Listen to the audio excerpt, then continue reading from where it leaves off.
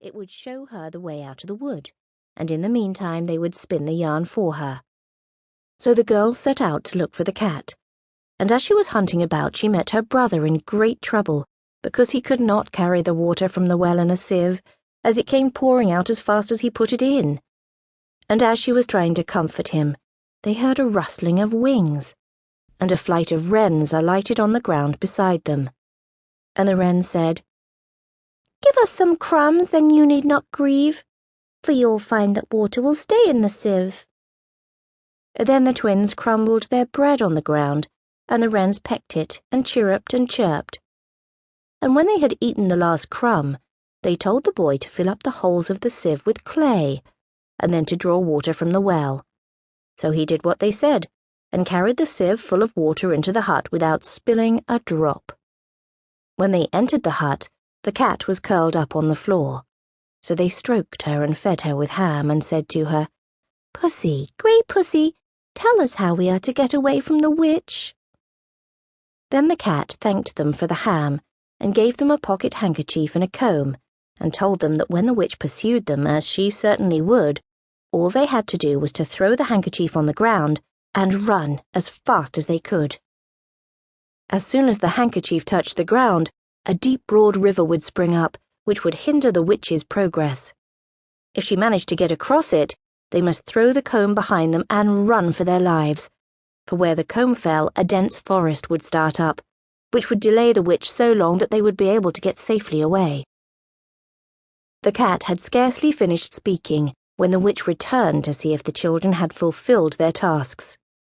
"Well, you have done well enough for today," she grumbled, "but tomorrow you'll have something more difficult to do, and if you don't do it well, you pampered brats, straight into the oven you go." Half dead with fright and trembling in every limb, the poor children lay down to sleep on a heap of straw in the corner of the hut, but they dared not close their eyes, and scarcely ventured to breathe.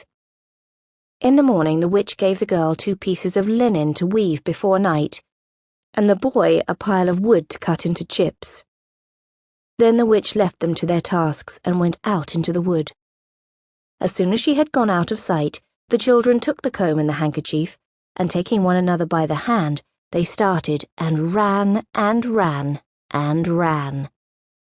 And first they met the watchdog, who was going to leap on them and tear them to pieces, but they threw the remains of their bread to him, and he ate them and wagged his tail. Then they were hindered by the birch trees, whose branches almost put their eyes out. But the little sister tied the twigs together with a piece of ribbon, and they got past safely, and after running through the wood, came out onto the open fields. In the meantime in the hut, the cat was busy weaving the linen, and tangling the threads as it wove. And the witch returned to see how the children were getting on, and she crept up to the window and whispered, "Are you weaving, my little dear?" "Yes, Granny, I am weaving," answered the cat.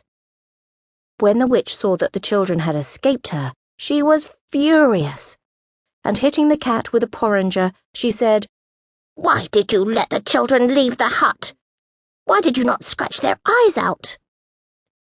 But the cat curled up its tail and put its back up and answered, "I have served you all these years, and you never even threw me a bone. But the dear children gave me their own piece of ham." Then the witch was furious with the watchdog and with the birch trees, because they had let the children pass.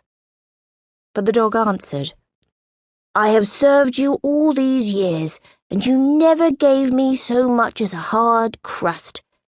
But the dear children gave me their own loaf of bread." And the birch rustled its leaves and said, "I have served you longer than I can say, and you never tied a bit of twine even round my branches, and the dear children bound them up with their brightest ribbons." So the witch saw there was no help to be got from her old servants, and that the best thing she could do was to mount on her broom and set off in pursuit of the children. And as the children ran, they heard the sound of the broom sweeping the ground close behind them, so instantly they threw the handkerchief down over their shoulder, and in a moment a deep broad river flowed behind them. When the witch came up to it,